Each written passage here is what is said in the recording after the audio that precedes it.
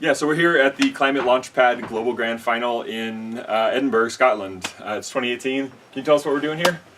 Yeah, sure. So ClimateLaunchpad is a competition that runs in 44 countries, and every country in the process of 4 months trains these startups and then selects the best 3 from their country, and they send them over to here. And this is where it all sort of gets to the big finals. So we're going to select the winners for this year, which is going to be top 3, and there's going to be theme prizes, and what it mostly is, of course, is a super inspiring environments of entrepreneurs from all over the world that are trying to tackle climate change. So it's always a blast. That's a lot. That's a lot going on. There's 135 teams, 133? Yeah, something like that, yeah. 135 teams here this year, which is crazy. I mean, we're taking it all in a bit at a time as we work up to that final number. One thing that we notice is that there's a lot of countries this year that are from oil-producing nations. Yeah. Have you seen that theme, and what do you think about that? Well, it's kind of interesting. So actually Scotland used to be an oil country too, right? They had their offshore oil period boom. It's mostly bust now, and they're really moving into offshore wind, for instance. Yeah, we've got Azerbaijan, what were the other ones? Nigeria. Nigeria, of course. Kenya, little up and coming. Yeah, so the thing is, of course, in what we find in any country, there are people worried about climate change. And even though the country might be sort of locked into, or it seems to be locked into an economy that is sort of resource based on fossil fuels, there's always people that think, well, that's actually a pretty stupid solution to the energy problems we have in our country. Let's do something smarter. I don't know if you know the example of Denmark, for instance. They have a company there called Dawn, which is Danish oil og gas. So a Danish oil and gas company. Sure. They basically moved out of oil and gas in the past 10 years into offshore wind. So they're called Ørsted now. Right. They're the biggest player in the offshore wind industry. So they really did the transition in that country. It also sort of gives an example to people like, well, yeah, there's examples of countries that were locked into a certain resource and they just found something smarter. So I think it's partly that. Another example that we have is Cyprus. So when the Cyprus crisis hit in 2010-11, they went bust basically because they were banking for sort of Russia. That was sort of the business model of the country. The people that sort of are running ClimateLaunchpad in Cyprus thought, well, we have to now find something smarter than sort of laundering money and doing tourism. Why don't we try clean tech? So there's, like, in every country, there's always people that think, well, I see a better future for this country in another way, and I'll just do it. So one of the nice things about being an entrepreneur is that you can say, well, yes, I don't agree with this, and then you say, well, I'm going to do something about it. It's not only about voting or things like that. I'm actually going to see if I can create something different. Right. So I think those are some of the countries we've seen a lot of growth in. Are there some countries or maybe markets that you would hope for more clean tech growth? Biofuels, or we've got solar and wind really taking off now with electric cars following. Well, so one of the things that, so ClimateLaunchpad is focused on what we call the market derisking. So it's a 4-month program, so we cannot do technology development. That's not what the teams can do here. So they come in with their idea that often is related to technology, and then we try to help them think about, well, is there actually business here? And now they start talking to customers, things like that. So I've been surprised by things. So for instance, batteries has been a pleasant surprise because it's just the prices are just going like that. So quickly, in the next few years, we're going to have the situation where a gas peaker plant is actually more expensive than having a solar plus storage. So that's wonderful. Depends a little on market context, of course. One of the things that has surprised me is that we haven't seen anything around nuclear energy. I don't recall one startup in the past 4 or 5 years that was working on that. Water technology. I would have liked to see more, for instance, around the desalination of water, which is super energy intensive, and I've not seen many interesting ideas, and I don't really know why that is. Outside of pairing it with solar and just pairing it with solar, easy obvious. Yeah. But you sort of would expect there are more interesting solutions than that. Sure. But those I haven't seen, for instance. Okay. And I'm thinking that is just partly a resource problem of not funding sort of research so we can get these new technologies in the lab and then see if we can scale them. So the one thing that I'm really in pain about is carbon. So sort of anything carbon negative, pulling carbon out of the atmosphere, creating markets for it, turning CO2 into plastics, turning CO2 into, nature is basically one big system to use CO2 as a feedstock. Right. And it's I've not seen many startups, and the reason I think is pretty simple, is because simply there's no market. There's no real market. And so I've seen 10, 15 really interesting startups doing things like with capturing on really high efficiency levels, so you can bring down the cost dramatically, but you're still at sort of 50 euros a ton of CO2, which is higher not than even the cost. close to what you can get in the market. Yeah. So if we agree that we would need carbon negative technologies in the next 20 years to sort of start sucking carbon out of the atmosphere, because it's going to be up there for 200 years if we don't do something about it, then what I would want, if I would be sort of a policy maker, is a portfolio of options that I'm going to play. I'm going to place all kinds of small bets where I'm saying like, okay, so this is the traditional sort of amine acids that we do it in flue gas.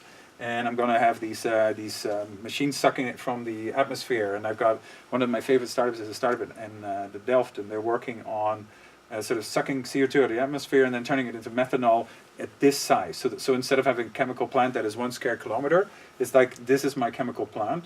And they did it because they made the analysis that chemical plants are always made custom. They're always custom made. So they're super expensive. There's no economies of scales in building these plants. Okay. So they are like, well, why don't we build a plant on this scale, and then we could just scale it endlessly.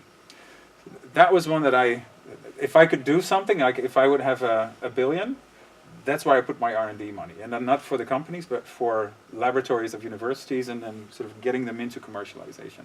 Yeah. I think it speaks to the carbon tax, and then people don't see the water as being a crisis yet. Yeah.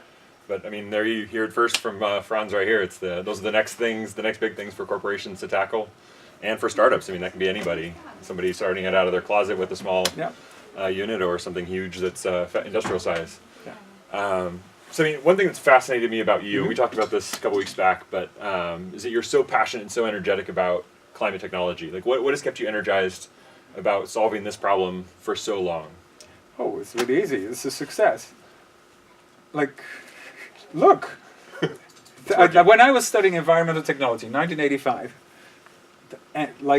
we know how we spoke about solar and wind. It was alternative energy.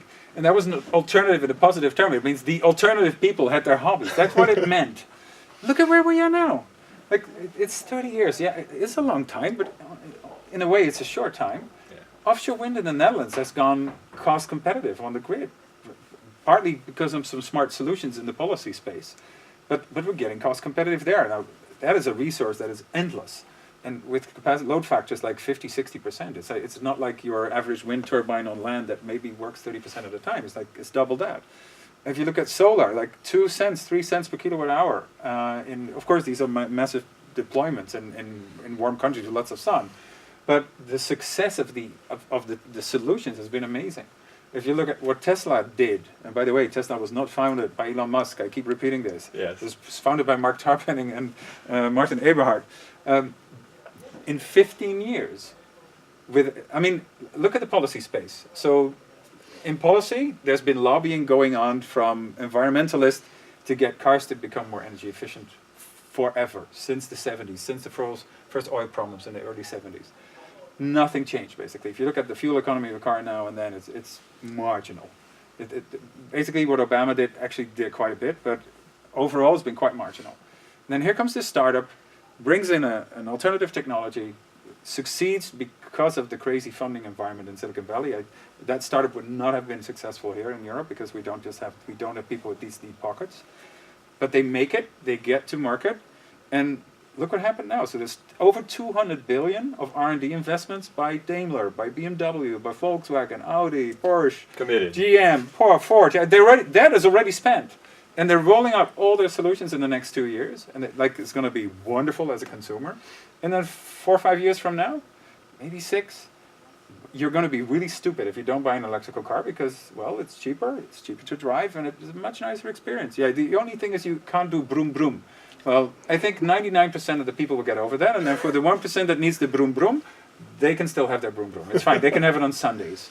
But not, look at the success of all those stories. That's just 3 stories. So if you have entrepreneurs that see problems that they want to fix, find smarter solutions, and can bring it to scale, I have no doubt that we will fix this. There's basically all the solutions are already there. We just need the entrepreneurs to bring them to market in a way that makes sense to people, to businesses. So I have a wonderful life. Like if I do a training in a country, like if I go to Nepal, I'm in a room with 40 inspired people that want to do something positive for their community, and then probably for the world. But it always starts like, well, what can we do here? Yeah. Who would not be inspired if you do that? It's the easiest work, I'd say. Of course, I do get depressed. Like if I read the news and there's something crazy going on, this guy with the strange hair in the U.S., all of that I don't like either. But entrepreneurs is a really positive community, people that want to create change in a positive way. So I'm pretty happy. Yeah, I think what's exciting is that they've all three of those technologies, solar, wind, and electric cars, they're reaching or have achieved price parity, and so it's the economics that are now carrying it forward. So.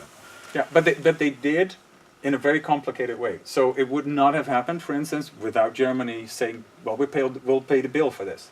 So Germany paid for getting solar to scale, and with that getting it to a price point that became sort of economically viable. The other reason that actually why I'm quite positive is Paris. So if you look at the difference between COP in Denmark, do you remember the year? What year was that? Well, Paris was 2015, I think Denmark was 2009. So 2009, Obama flew in, so it was after 2008, and everybody was like, oh, maybe now something's going to happen, and then it totally tanked. And then 6 years later, they're in Paris, and it works out. And the question is, well, why did it suddenly work out? And my conclusion is, well, it's really simple, because all those political leaders saw that there's a huge economic opportunity in being green. So in Denmark, it was still expensive, and it was a cost, and it might cost you jobs. But now from Paris, you sort of, well, they got all these examples, all these markets that are sort of delivering these results. Like, we should probably want to be part of this instead of saying, well, no, we don't need this. So it's like in science, right? You have this do you know the paradigm theory? No. So people think that something is true, and then study it in science. They have a theory, they think it's true, and then they try to prove it, and then from the theory you get all kinds of anomalies, they call them. This is Kuhn. The History of Scientific Revolution is what the book's called, from the 60s, really old, but it's good. What Kuhn studied was, well, how do people actually change their conception of truth? So we once had the image that, well, the Earth was the center of the universe and everything was around it, and people would study that, and then you had these funny little floating things that weren't really moving like stars, and they called them planets, or sort of wavering stars, what they call them in Dutch. So these wavering stars, they were an anomaly in the theory of the Earth is the center, and then someone said, well, actually, if you make the sun the center, it all fits. Well, somebody was burned for that. Yeah. So those are hard processes, right? It's not an easy process because there's so much, even in science, there's so much interest in this specific sort of concept of what the truth is like. And then someone comes along and changes it.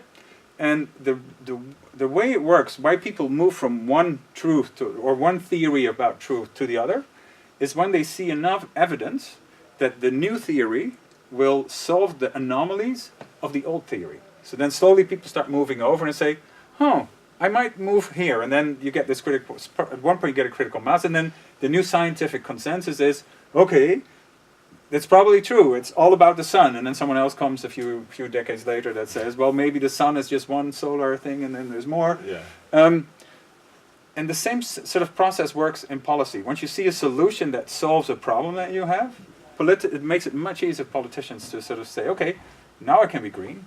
So this is also why movements like ClimateLaunchpad matter, because we show practical solutions. The only thing that we don't do is show them at scale. We're so early. Right. This will take 5 to 7 years for any of these to get to scale, which is fine. You know, this is work that needs to be done too. It's just not where the VCs will be. They will later take all the credits for the big companies that come out of this. I'm fine with that. Yeah. Yeah. Solve the problems first. Yeah. Excellent. We're excited to be here and to see what comes out of this year's competition and all the solutions. Wonderful to have you again. Yeah. Thank you. Great stuff. Thanks. Thank you.